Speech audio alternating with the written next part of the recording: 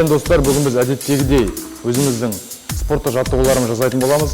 Бүгінгі біздің жаттығулар адамның артық салмағынан арылу жаттығулары. Әр жаттығуды бастамас бұрын біз бірінші денемізді қыздыру әдістерін жасаймыз.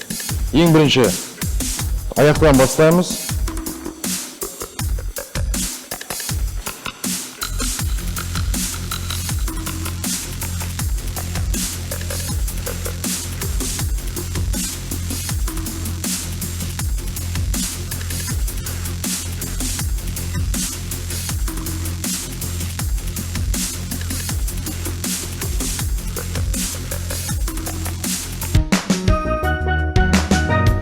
Ең бірінші біздің жаттығу отырып тұру, яғни приседание жаттығуы. Толықтай 1 минут тоқтамай приседание істейміз.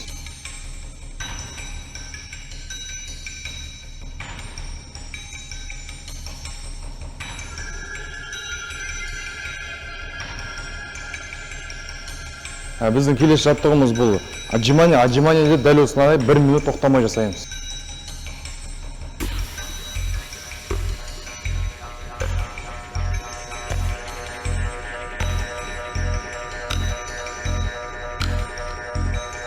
Біз келесі жаттығымыз планка деп аталады. Планканы дәл солай 1 минут жасаймыз.